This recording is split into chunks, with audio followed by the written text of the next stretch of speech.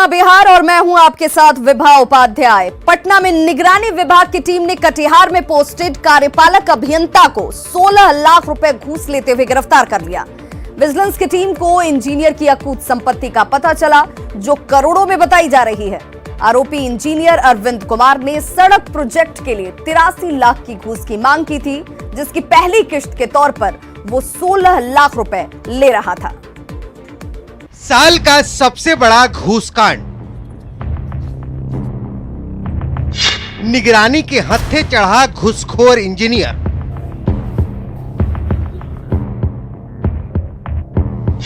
$16 लाख की रिश्वत के साथ हुई गिरफ्तारी।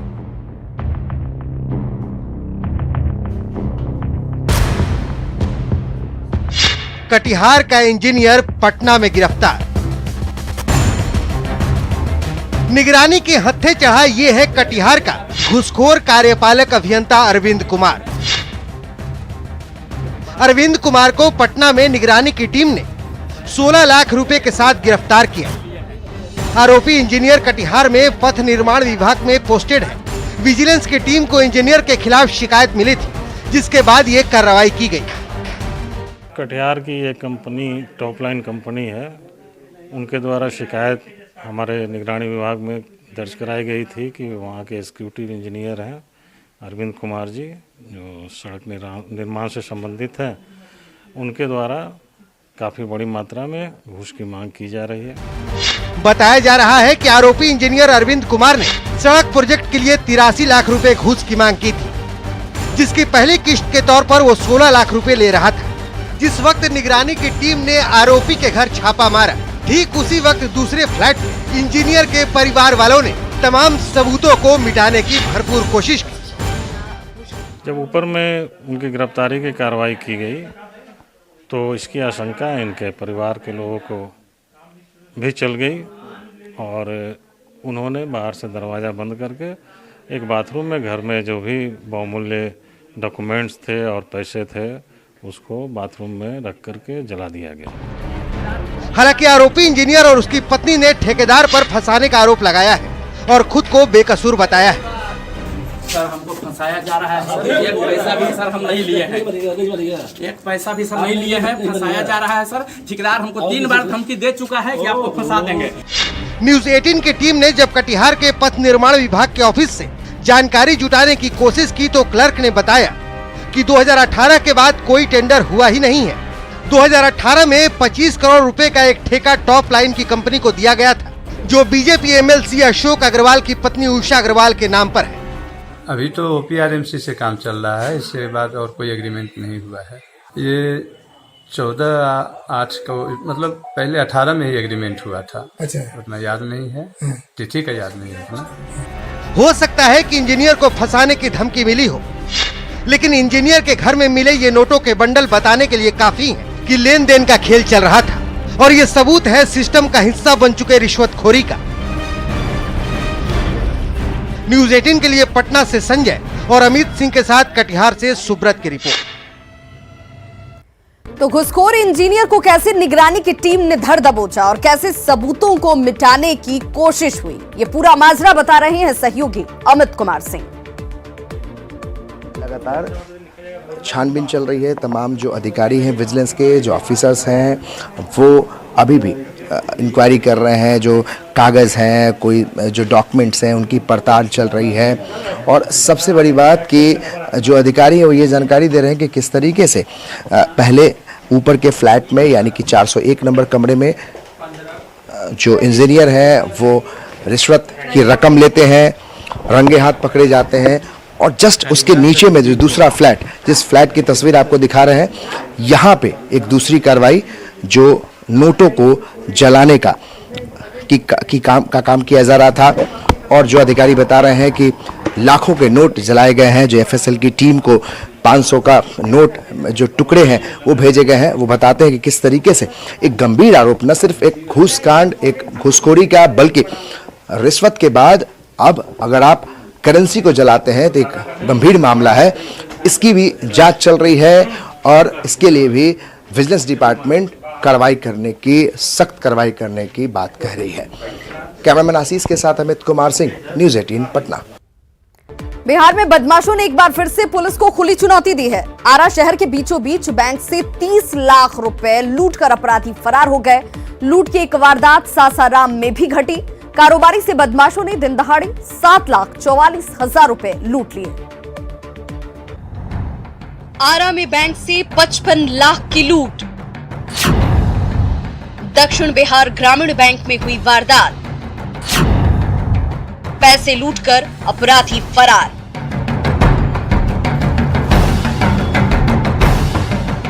आरा में बदमाशों ने एक बार फिर पुलिस को खुली चुनौती दी। हथियारबंद अपराधियों ने शहर के बीचों बीच स्थित दक्षिण बिहार ग्रामीण बैंक की शाखा में हथियार के बल पर 55 लाख से ज्यादा की लूट की। प्रत्यक्षदर्शियों के मुताबिक करीब 10 की संख्या में आए अपराधियों ने घटना को अंजाम दिया और दहशत फैलाकर आराम से फरार हो गए। हथियार लिए हुए थे, अंदर फायरिंग भी हुआ है। कितना राउंड? 3-4 अंदर बैंक में। बैंक से दिन दहाड़े 55 लाख की लूट की घटना ने इलाके में सनसनी फैला दी। बाद में मौके पर भोजपुर एसपी सहित तमाम पुलिस के अधिकारी पहुंचे और छानबीन शुरू कर दी। लूट की वारदात सासाराम में भी घटी। बदमाशों ने पोल्ट्री फार्म कारोबारी से 7,44,000 रुपए लूट लिए। दरअसल भागलपुर के नौगछिया निवासी विपिन चौरसिया सासाराम में पोल्ट्री फार्म चलाते हैं। विपिन 7,44,000 रुपए लेकर बैंक जा रहे थे और तभी बाइक सवार अपराधियों ने पिस्टल दिखाकर उनका बैग छीन लिया और फरार हो गए। हमेशा की तरह घटना के बाद पुलिस भी पहुंची और मामले की जांच में जुट गई। हम लोग संभल नहीं पाए, वह गोली सिग्नल दिखाना शुरू कर दी हम सब पे। हम लोग संभलते वह बैग लेके भाग गया। कितना पैसा था? 7,44,000। कहाँ से लेके आ रहे थे? शनिवार कंपनी के ऑफिस से आ रहे थे। सवाल है कि पुलिस हर घटना के बाद ही क्यों पहुंचती है और फिर जांच और अपराधियों की जल्द गिरफ्तारी का दावा भी करती है। लेकिन सवाल ये भी कि अगर अपराधियों को पुलिस से जरा भी डर होता तो क्या वो बीच बाजार स्थित बैंक में दिन दहाड़े 55 लाख की लूट करते। न्यूज़ 18 के लिए आरा से हिमांशु और सासाराम से अजीत की रिपोर्ट। तो करीब 3 घंटे की छानबीन के बाद भोजपुर के एसपी ने कहा कि बैंक से 30,26,000 रुपए की लूट हुई है।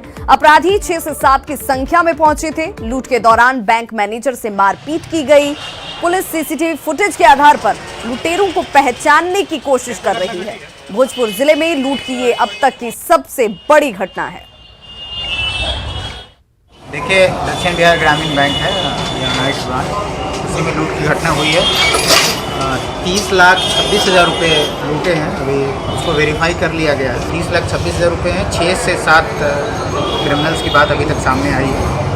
हम लोग जल्दी इसका पता कर लेंगे और जल्दी क्रिमिनल्स पकड़ेंगे। सर, लॉकर से लूटी या फिर काउंटर? नहीं, कुछ नहीं, काउंटर से हुआ है और कैश जो उसका चेस्ट है। बिहार में एक बार फिर से पंचायत का तालिबानी फैसला सामने आया। घटना पूर्णिया के धमदाहा की है, जहां एक महिला और पुरुष के बीच अवैध संबंधों के आरोप में पंचायत ने भरी सभा में न सिर्फ दोनों की बेरहमी से पिटाई की, बल्कि दोनों को जमीन पर थूक फेंकवाकर एक दूसरे से चटवाया गया और इतने से भी मन नहीं भरा तो 11,000 रुपए जुर्माना भी वसूला गया। समाज को शर्मसार कर देने वाला ये वीडियो वायरल हो गया है। वहीं पीड़ित शख्स की दलील है कि वो अपने दोस्त के यहाँ मोबाइल चार्ज करने के लिए गया हुआ था और इसी दौरान ग्रामीणों ने उसे वहां पकड़ लिया और दोनों को बांध दिया गया। करीब 5 घंटे तक दोनों की पिटाई की जाती रही और इस दौरान पूरा समाज तमाशबीन बना रहा। पीड़ित शख्स ने मुखिया और सरपंच समेत 5 लोगों के खिलाफ रघुवंश नगर थाना ओपी में एफआईआर दर्ज कराई है और इसके आधार पर पुलिस अब मामले की जांच में जुटी है। हमारा भी देखिए, ये तोड़ दिया, महिला का भी हाथ तोड़ दिया, ऐसा कोई बात नहीं। उसके बाद जब पंचायती बैठा करके 51,000 रुपया से जुर्माना भी शुरू किया, तो लास्ट में 11,000 रुपया जुर्माना भी लिया। उसका बाद जो है मारपीट भी, थूक भी फेंकवाया, थूक भी चटवाया। हमको हमारा थूक उसको चटवाया, हम उसका थूक हमको चटवाया। कितने लोगों पे एफआईआर हुआ है?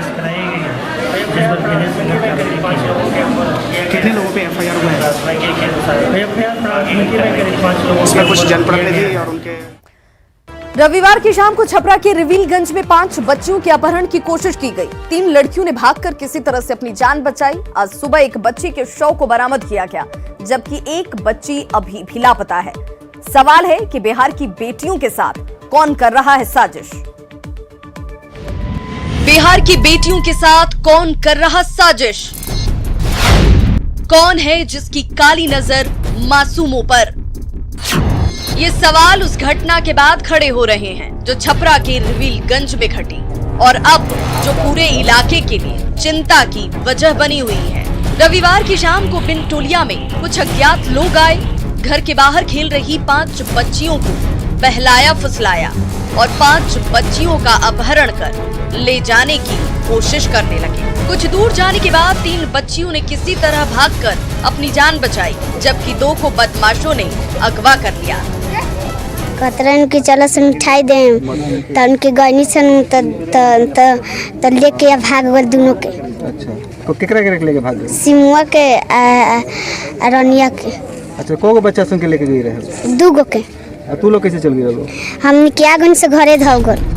जान बचाकर घर लौटी बच्चियों ने घर वालों को सारी घटना बताई, जिसके बाद गांव वाले रात भर लापता बच्चियों को खोजते रहे, लेकिन कहीं कोई अता पता नहीं चला।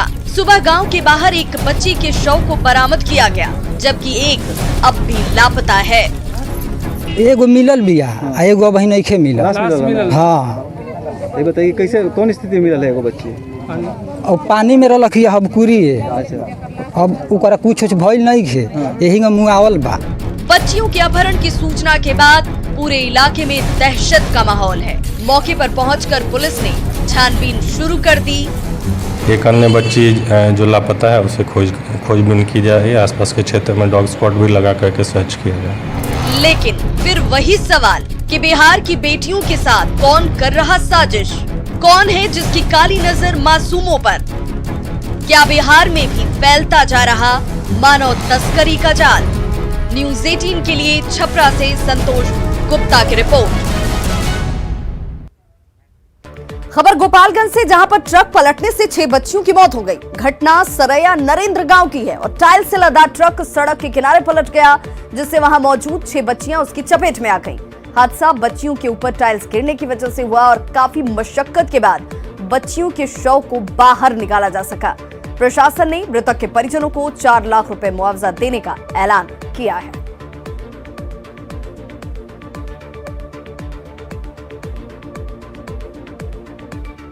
तो वहीं बेगूसराय में स्कूल में दर्दनाक हादसे में 2 बच्चियों की जान चली गई, जबकि 2 बच्चियां जख्मी हैं। शम्हो थाना क्षेत्र के सरलाही हाई स्कूल में सीढ़ी गिर गई, जिससे दबने की वजह से 4 बच्चियां इसमें जख्मी हुई, जिनमें से 2 की मौत हो चुकी है। जिस वक्त यह हादसा हुआ उस वक्त बच्चियां सीढ़ी से नीचे उतर रही थी। घटना के बाद स्थानीय लोगों ने स्कूल प्रबंधन पर लापरवाही का आरोप लगाया और मृतक के परिजनों को मुआवजा देने की मांग की। अलग मिथिला राज्य की मांग को लेकर दिल्ली के जंतर मंतर पर प्रदर्शन हुआ। प्रदर्शन अखिल भारतीय मिथिला राज्य संघर्ष समिति के बैनर तले हुआ। प्रदर्शनकारियों ने भी दावा किया कि मिथिला क्षेत्र से आने वाले सांसदों और विधायकों ने आंदोलन के समर्थन का आश्वासन दिया है। फिर भी अगर उनकी मांग नहीं मानी गई तो आंदोलन आगे भी जारी रहेगा। पुनर्गठन आयोग 1956 जिसने कहा था कि मैथिली संविधान के अष्टम सूची में नहीं है, इसीलिए आपको मिथिला राज्य नहीं देंगे। और 2003 22 दिसंबर जब मैथिली संविधान के अष्टम सूची में आ गई तो संवैधानिक रूप से मिथिला राज्य का मार्ग अपने आप प्रशस्त हो जाता है। बिहार में बंगलों पर खूब सियासत होती है। अब सरकार ने माननीयों पर मेहरबानी दिखाई है और एमएलसी के लिए आधुनिक बंगला बनाया गया है, जिनमें सभी तरह की सुविधाएं मौजूद हैं।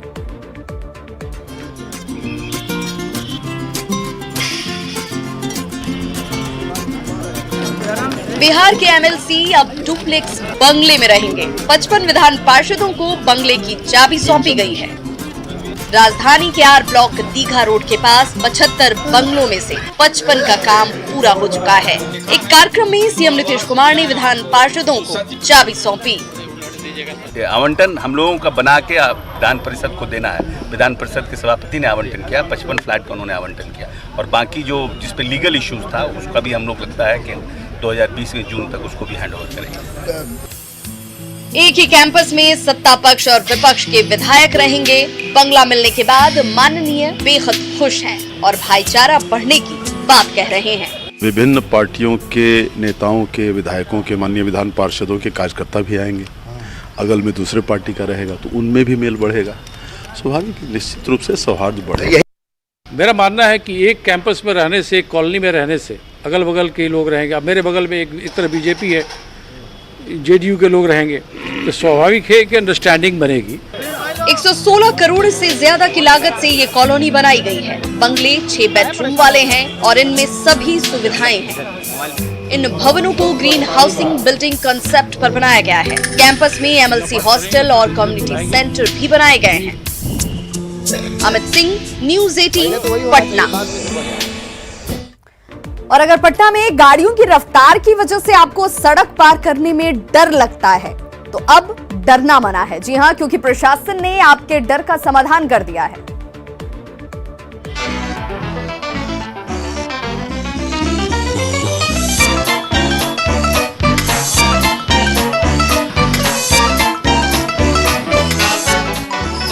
राजधानी पटना की सड़कों पर अब जल्द ही ट्रैफिक की समस्या नहीं दिखेगी और पटना के बेली रोड पर पैदल चलने वालों के लिए सड़क पार करना आसान होगा, क्योंकि अब push button system traffic control करने में मददगार होगा।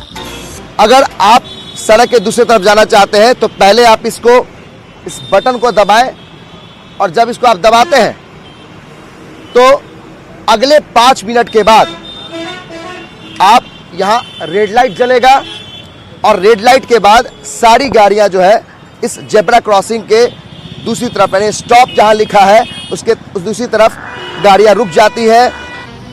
यानी बटन दबाइए और सुरक्षित सड़क के दूसरी तरफ जाइए।